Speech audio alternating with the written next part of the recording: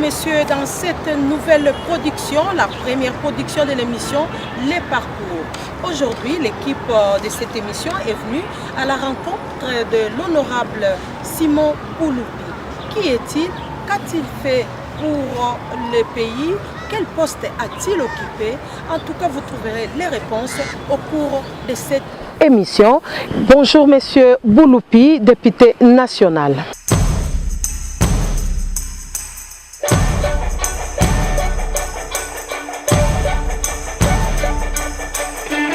Je suis un être humain comme tous les autres. Je suis né de quelque part. Je suis originaire d'Isiro. Et la ville d'Isiro, pour votre information, porte dans les noms derrière la case de mon arrière-grand-père. Je commence les études un peu tôt.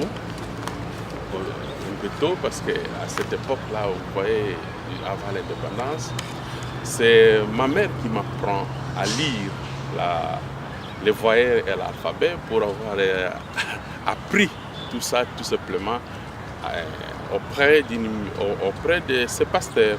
Elle n'avait jamais été à l'école et tout d'un coup je suis passionné. Je suis entré d'aller à l'école le plus tôt, mais malheureusement je commence mon école dans un petit village chez mon grand-père paternel qui était un pasteur. Le mouvement des indépendances arrive, je romps, je reste encore à la maison, quelques jours, un peu 2 ans, je vais reprendre les études à Mambasa. Je reprendrai la première année parce qu'au moment où on parle Bangala à Isiro, à Mambasa on parle Swahili, je devrais d'abord m'acclimater, j'ai fait une année encore à la maison. Et les turbulences ont dû continuer, j'ai été obligé de rentrer à Isiro. Après avoir perdu la langue, je ferai mon école primaire à l'école primaire Mendambo, à Isiro. Après l'école primaire, j'irai au cycle d'orientation à l'Institut Val des Anges, actuel Institut technique commercial administratif d'Isiro maintenant. Après le cycle d'orientation, je me retrouverai parmi les heureux. Nous étions une centaine, à peu près 140 je crois. Après le cycle d'orientation, nous avons passé l'examen sélectif et nous étions admis à la prestigieuse école, le collège Santou Kizito, dirigé par les Dominicains. Là, c'était en quelle année? Bon, nous sommes en 1974 que j'ai terminé les études secondaires, les humanités du terrain. Et le goût de l'aventure pour aller au-delà de ce que j'avais réalisé à ce moment, mais entre père à l'âme c'est le révérend père directeur le défunt Kamaïda et Papa John qui vont me pousser, qui vont m'aider à aller. Et j'ai eu les billets, non pas pour venir à Kinshasa, non pas pour me rapprocher de la famille à Kisangani, moins encore à Bunia. Je suis allé par témérité mener une aventure sur un terrain vraiment lointain à Lubumbashi. C'était rare à ce moment-là. Alors, je termine à Lubumbashi. Vous avez fait quelle option? J'ai fait la faculté des lettres. Je suis sorti avec une licence en lettres et d'une agrégation. Voilà le premier parcours que je fais. Et après, je ferai dans les jours à venir un peu une licence en droit.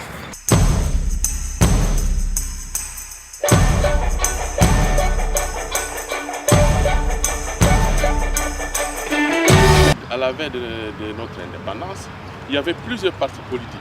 Il s'est fait que mon père à moi, il appartenait à une formation politique qu'on appelait Radeco. Et j'étais tellement rattaché à mon père. Et je participais pratiquement à toutes les réunions, même à l'extérieur.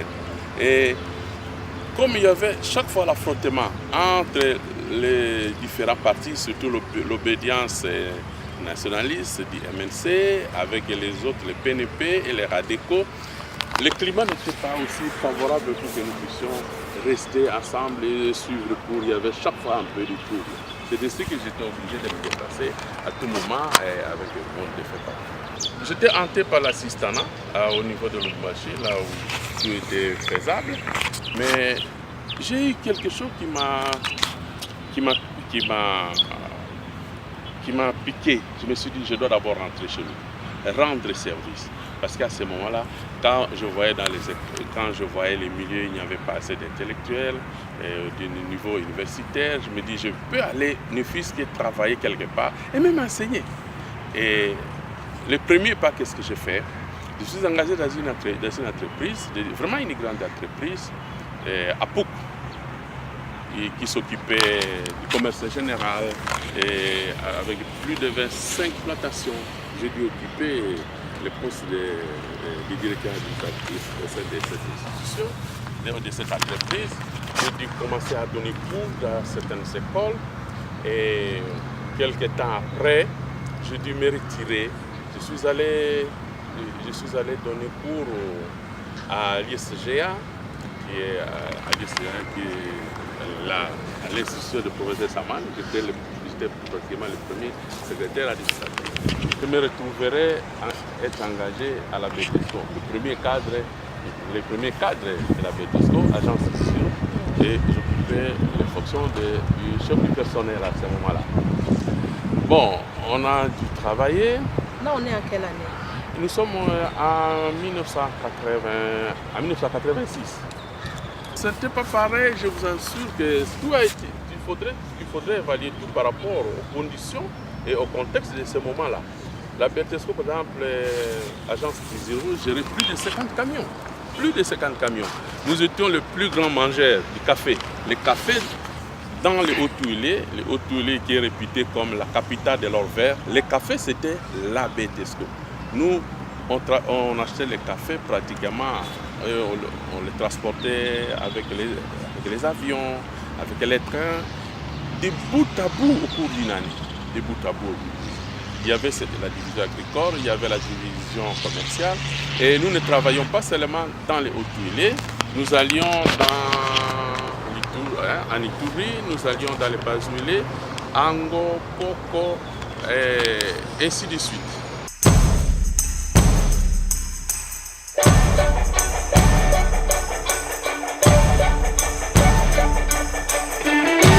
Il faudrait que je vous dise déjà que le vieux démon, ou bien qui hantait mon père, qui avait hanté mon père, la politique, je m'affiche, nous sommes là. Et en 1985, les turbulences politiques commencent à s'annoncer ici. Je suis contacté par le directoire de l'UDPS.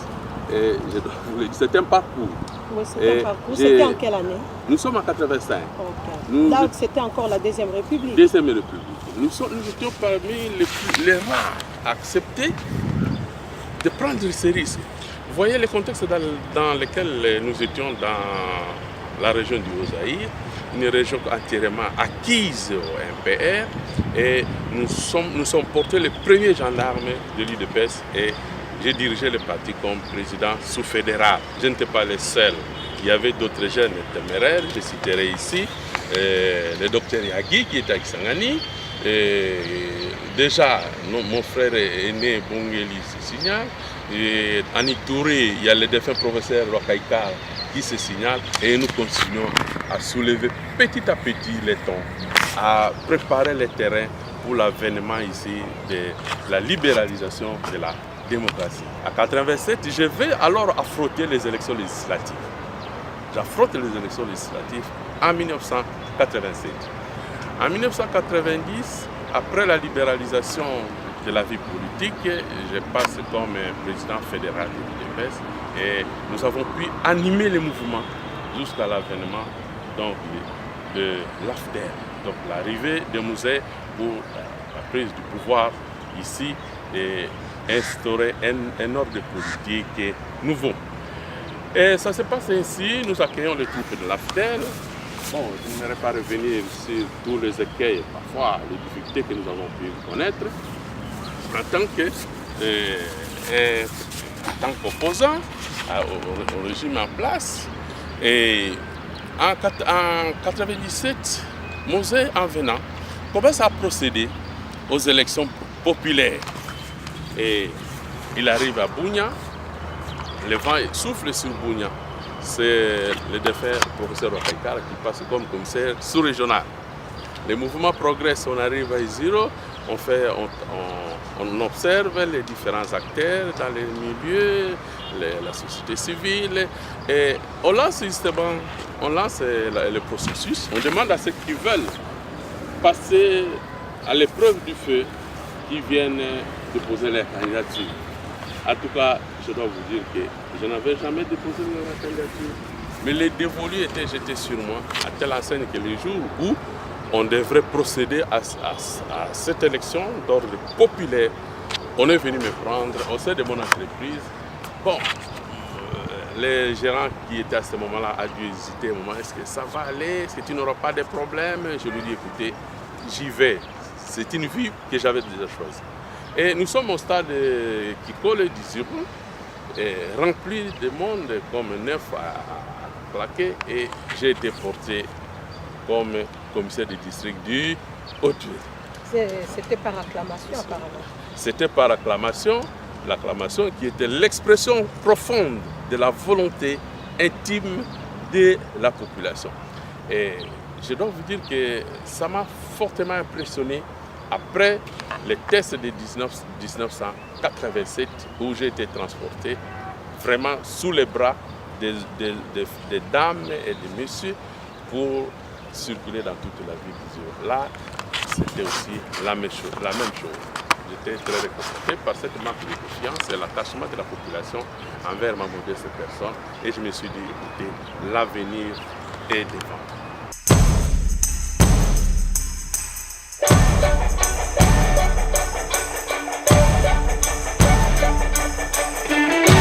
Quand la guerre d'agression me retrouve en tournée dans les territoires de Ouacha, je quitterai Isiro le 26 juillet, mais le 2, la guerre d'agression arrive quand je suis à Ouacha, je devrais aller. Il y avait déjà une infiltration à ce moment-là. Nous avons anticipé sur l'ordre ici de son Excellence, Monsieur le Gouverneur, d'alors Yagi Sitolo. Nous avons ramené les armes et les 2 me trouvent à Ouacha. Je fais encore 4 jours pour essayer de réconforter la population. Je regagne Isiro.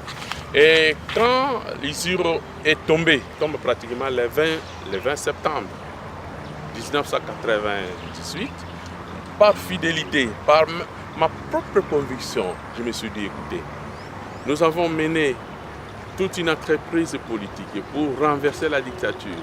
Est-ce qu'il faudrait-il basculer maintenant du côté de la rébellion dont l'issue restait normalement imprévisible?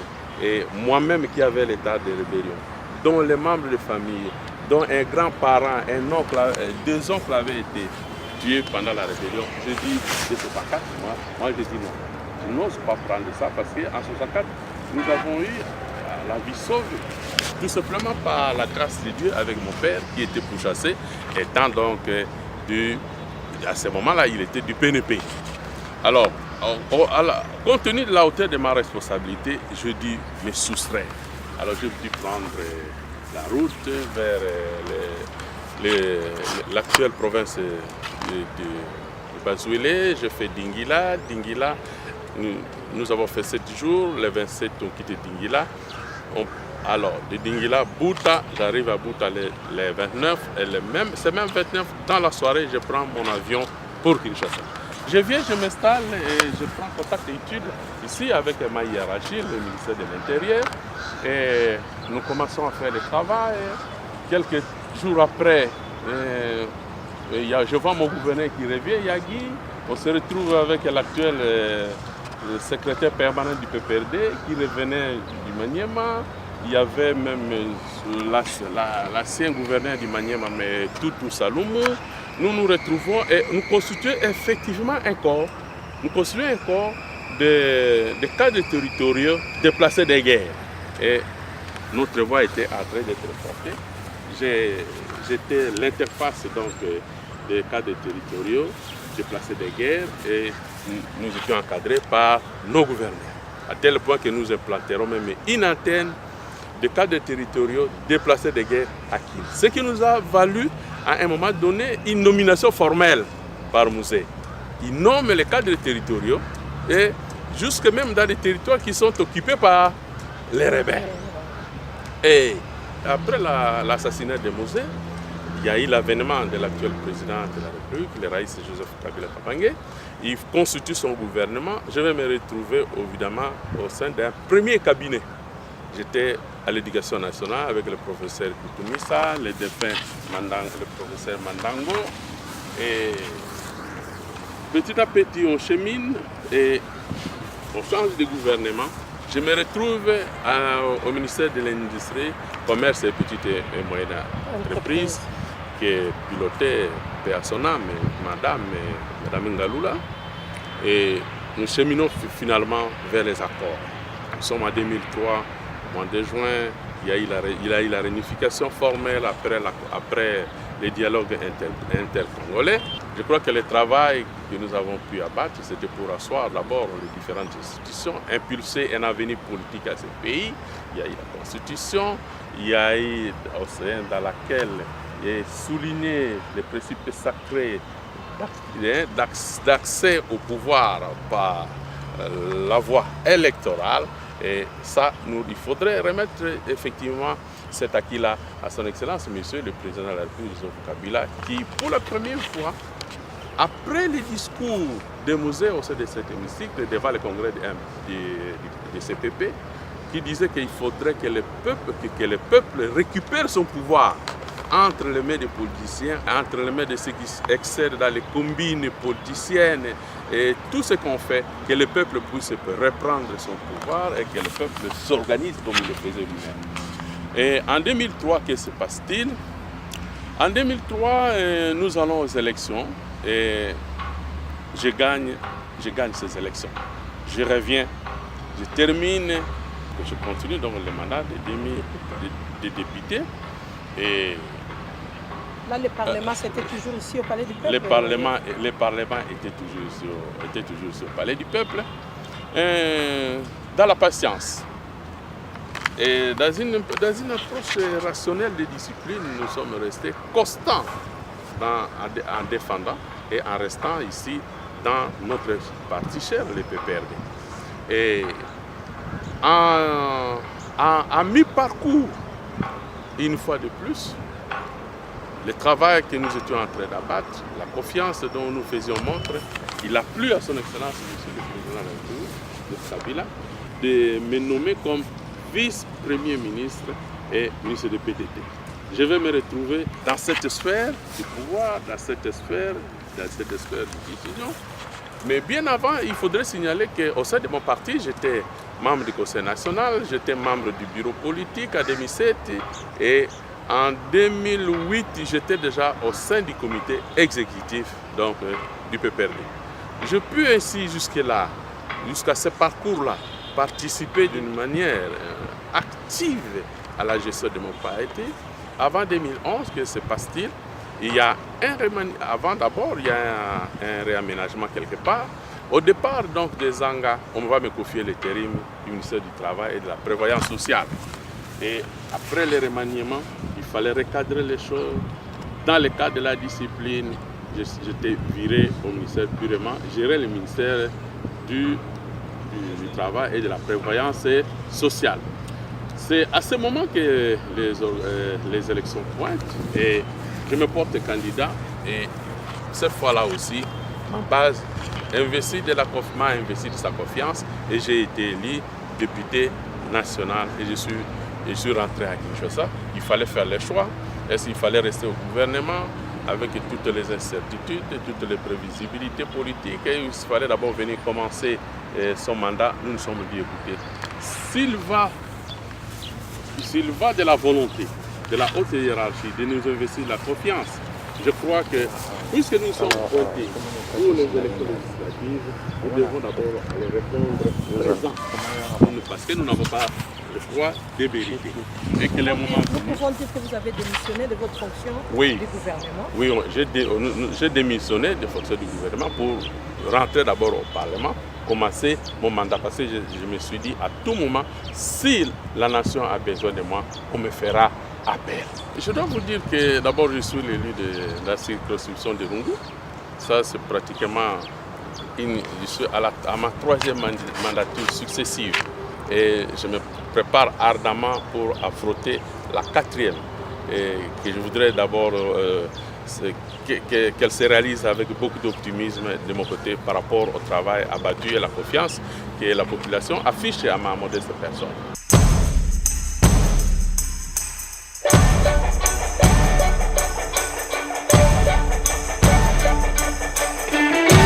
Au cours de ce parcours législatif, il y a quelque chose qui m'a fortement... J'étais fortement marqué.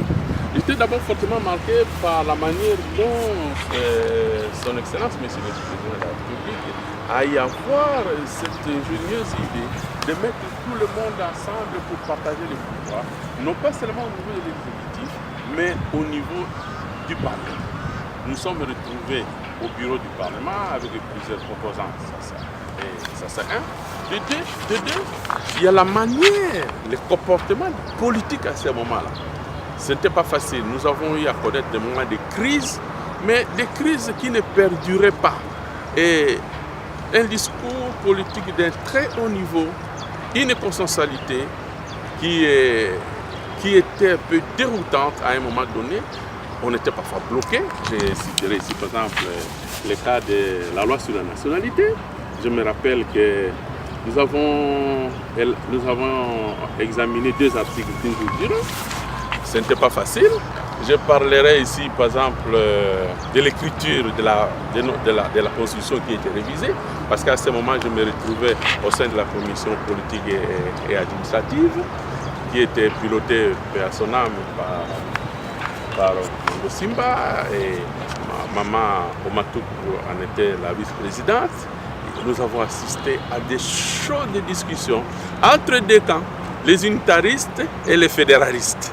Je me rappelle que nous sommes dans la salle de l'atmosphère, au niveau du grand hôtel.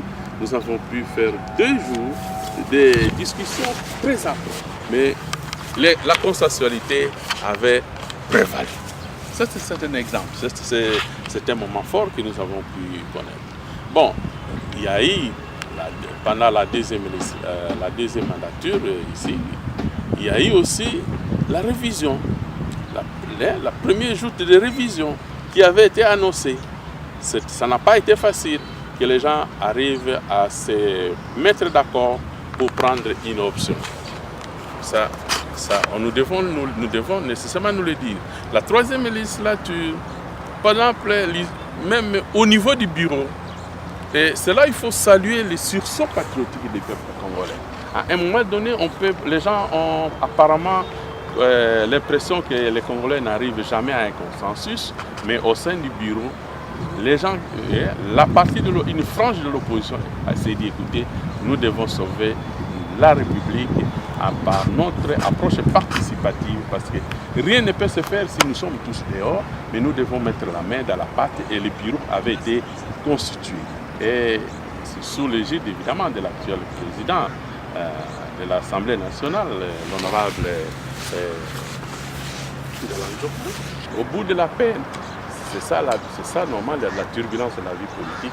Même dans les vieilles démocraties, il y a des empoignades, mais ce qu'il faut faire, il faut la projection de l'avenir, voir l'avenir avec optimisme, faire effacer ses intérêts personnels pour l'intérêt collectif de la nation.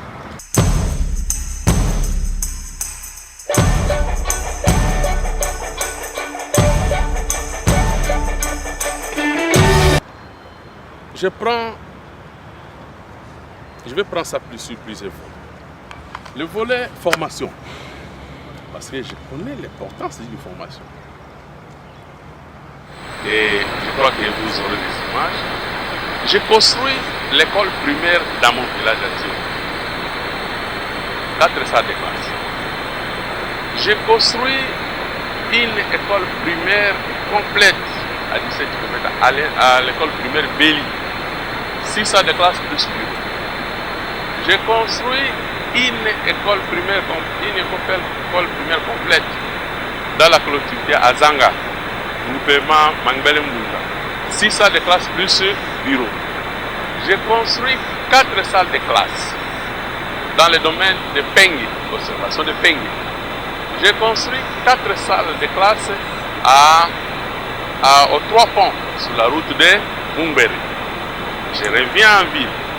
J'ai construit une salle de classe. J'ai construit 2 salles de classe, une salle de classe, pardon, au sein de mon institut. Là où j'ai fait les humanités littéraires au collège Santour, visible.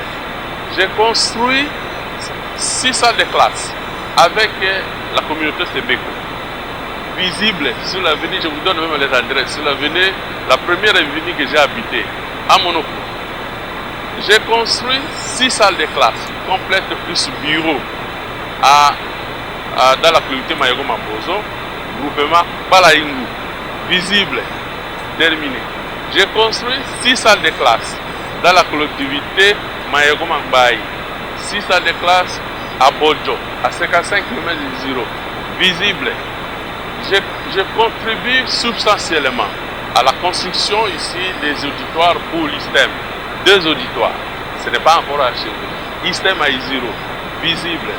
Je participe activement, ça c'est activement, dans le cadre de contributions sociales, ici pour la construction d'une école primaire pour humanistes dans la ville d'Iziro, commune de Menambo, quartier à Kokoma, 6 salles de classe. Aujourd'hui, le Fonds social m'a donné un coup de pouce, voyant que j'étais déjà suffisamment ici. Je donne ma contribution à l'école primaire à Madès. Je produis 100 000 briques d'huile, fonds propres. Aujourd'hui, le Fonds social, la semaine passée, le Fonds social venait de lancer donc ce travail-là. Bon, de l'autre côté, sur le plan de santé, j'ai construit un pavillon médical. Je crois un pavillon médical de 5 mètres sur 12. À Iziro, au dispensaire Mayogo. Pourquoi je l'ai fait là? Parce que quand j'étais à l'école primaire, je venais me faire. J'ai construit même pour une morgue à Iziro. Malheureusement, ça nous devons dire. Ça, je dois vous dire, vraiment, ça me pince. Je puis prendre un avion, je puis affréter un avion. La morgue, j'ai construit moi-même. J'ai ramené 4 morgues du gouvernement. J'ai placé. Mais depuis que j'en parle, depuis que j'écris aux différents ministres de la santé qui sont succédés, pour qu'on aille seulement connecter. Rappelez-vous tout ce qui s'est passé avec les épidémies dans cette région. C'est vraiment bon. Je pense que cette fois-là, il y aura une solution. Donc, ce pavillon et cette morgue aujourd'hui existent. J'ai pu doter à son temps l'hôpital général d'une ambulance, fonds propres. Mais vous me poserez la question, est-ce que c'est tout? Je vous dirai non. Et je vous dirai que je ne serai même pas égoïste. Je participe d'une manière substantielle à la construction de la cathédrale de CK16 à Gamba. J'ai contribué d'une manière substantielle aussi à la construction de l'église Fepakou. Je m'arrêterai peut-être là. J'ai construit un centre charismatique catholique. Et je vous dirais qu'aucune école à Iziro, je n'ai aucune école à Iziro qui constitue ma famille. Tout ce que je fais, c'est pour l'éclairer de la vie. Alors, me trouvant comme vice-premier ministre, vous savez, les gens qui étaient de l'autre, quand vous arrivez à Kisangani, vous dites que vous mettez en République jusqu'à Nyanya. Mais quand vous prenez notre préfet RN4, vous vous dites que là, c'est ça. Ça m'a choqué. Ça m'a choqué. Je diffère autant de missions, et je dois dire ici, vraiment c'était d'une manière financière. Son Excellence, le président de la République, se faisait toujours représenter par moi. Et j'ai commencé les travaux, je dois vous l'avouer, avec 50 fils de carburant. Et j'avais ouvert à ce temps cette route de Nyanya jusqu'à Iziro, je l'avais ouverte jusqu'à Wamba. C'est à ce moment que les élections vont devoir venir et je vais devoir quitter l'exécutif national. Et aujourd'hui, nous devons les reconnaître. Cette voie n'a jamais été ouverte de Nyanya jusqu'à Iziro. Jamais du tout. La province du Haut-Tuile demeure la seule qui est complètement acclavée. Et cet enclavement est vraiment suicidaire, étant donné que la vieille société des chemins de fer, les chemins de fer des Zouélé, qui part de Bumba jusqu'à Mumbere, ces chemins de fer avaient déjà été abandonnés. Et je vous assure, la population vit dans des conditions très, très, très difficiles. Au moment où nous payons peut-être un sac de ciment ici à maximum à 9 dollars ou bien à 10 dollars, on arrive à payer un sac de ciment maintenant à Isiro à 30 dollars.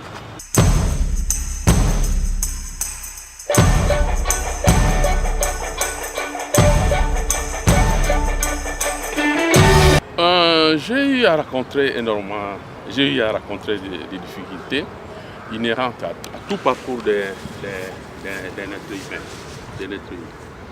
Bon, par exemple, je construis une école dans tel secteur, dans telle collectivité. Nous avons ces collectivités. On me dit, mais non, vous n'aimez que les gens de cette collectivité. Bon, il faut leur expliquer qu'il s'agit d'une infrastructure, des infrastructures qu'on est en train d'implémenter par des fonds propres et que l'État pourra venir à la rescousse. Là, parfois, on raconte, vous aidez telle église, telle autre dit, non, mais nous sommes là. Mais les moyens sont limités. Je crois que si vous avez pu suivre tout ce que je viens de vous évoquer comme réalisation, je ne sais pas quelle appréciation donnez-vous à ces réalisations. Ce n'est pas facile. On les réalise avec les moyens dont nous sommes pourvus ici. Et de tout ça, moi je leur ai dit ceci. Ce que je suis en train de réaliser, c'est parce que vous m'avez investi d'une confiance. Ce que je suis en train de réaliser, voyez à travers ces réalisations la personne de son Excellence, Monsieur le Président de la République. Parce que si je n'étais pas dans les institutions, s'il ne m'avait pas investi de sa confiance pour être dans un gouvernement à deux reprises, je n'aurais jamais pu avoir assez de ressources pour essayer de réaliser. Donc tout ce que j'ai fait, c'est au nom du régime. Tout ce que j'ai fait, c'est parce qu'il m'a tiré de là pour me faire porter à un niveau de responsabilité. Bon, ce sont les difficultés que nous sommes en train de rencontrer. D'abord, à part ça, il y a la précarité de vie de la population. La population croit que vous êtes vraiment le porte-bonheur, vous avez la clé du bonheur, vous allez tout donner, mais ce n'est pas facile, ce n'est pas facile de le faire. Mais ce qui est important de faire, c'est quoi? C'est d'être nanti par l'esprit de partage. Partageons tant soit peu ce que nous avons avec les gens. Et nous ferons le bonheur de tous. Parce que Rochefoucauld dit ceci, il est normalement malheureux d'être heureux tout seul. On ne peut pas se dire que non, on est très heureux parce qu'on est seul, on est ceci, on est ceci. Et le bonheur que j'ai, c'est d'essayer de vivre toujours avec la population, madame. Je reste très attaché à mes souches sociologiques et à Isiro. Je reste très attaché là où je suis, par exemple ici à Kassavubu. Je n'ai jamais fait un pas de ma résidence en France. Même quand j'étais porté à des hautes fonctions de la République, je n'avais jamais quitté mon quartier, je n'avais jamais quitté mon avenue, je n'avais jamais quitté ma résidence.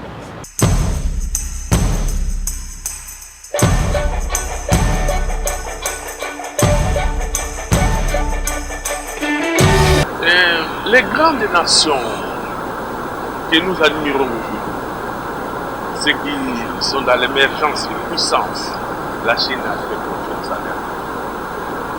L'Inde a fait confiance à ses propres origines. C'est ce qu'à un moment, on les a taxés de politique d'isolation. Ils se sont raffermés parce qu'ils savaient qu'ils étaient une force.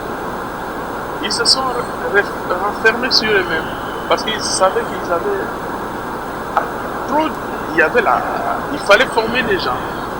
Ils se sont renfermés sur eux-mêmes parce qu'ils savaient aussi qu'ils avaient des richesses. Pourquoi c'est nous qu'on va faire autant?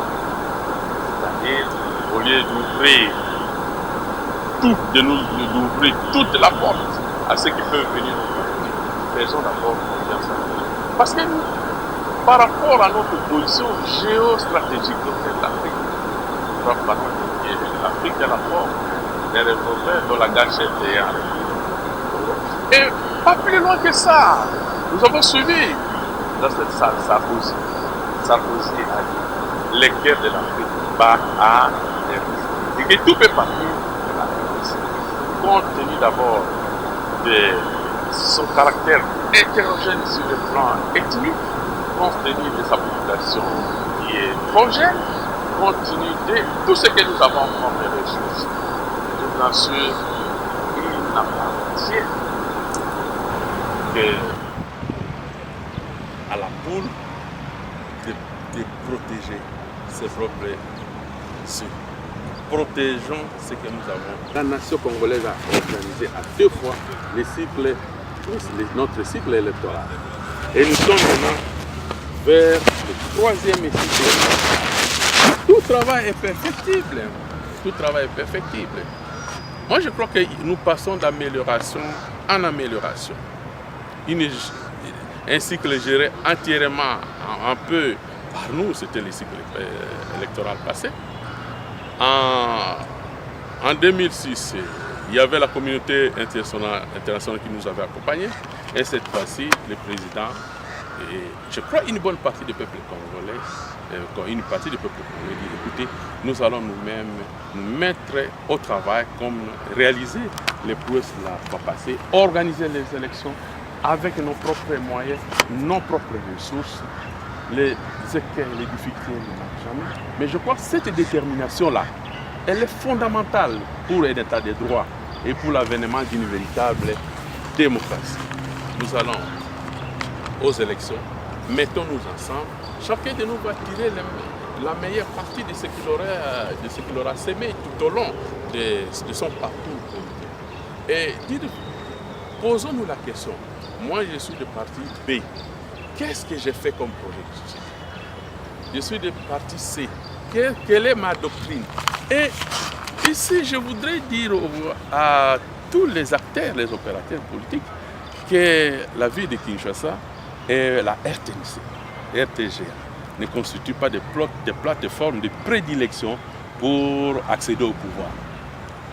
Allez dans les faits-fonds du pays, faites-vous connaître, installez-vous dans ces recoins-là et vendez même votre projet de société. Et c'est ce qui va devoir séduire la population à adhérer à votre projet, à adhérer à votre idéologie, à adhérer à votre doctrine. Ça ne va pas se faire à travers les discours que nous faisons. Je le dis pour des raisons bien connues de moi-même. Les gens parlent de moyens. Je vous rappelle, quand nous étions en train de travailler à son temps dans l'opposition, on n'avait jamais eu l'argent. Et je vous dis, ici, quand vous allez convoquer une rencontre, bon, nous savons ce qui s'est fait. Mais la population à l'intérieur n'a pas besoin de ça. La population à l'intérieur a besoin de société. La population à l'intérieur a besoin de voir l'efficience de la mise en œuvre de votre doctrine politique. Et je crois que la population peut aller. Donc soyons plus sereins et abordons cet avenir avec beaucoup d'optimisme et préservons les activités que nous avons déjà libres dans les réflexions. On a implémenté les infrastructures jusqu'à un certain niveau. Les pays est très facile. Il ne faut pas comparer ça avec les pays. La République constitue une entité politique, et sociologique et culturelle à part.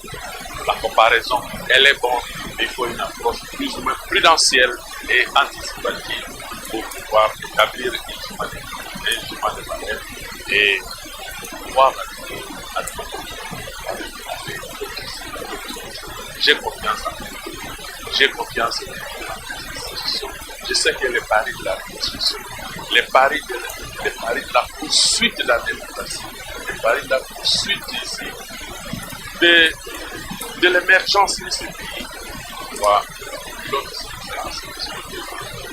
Je crois que ce pari est certain et j'ai pleinement confiance à la vie.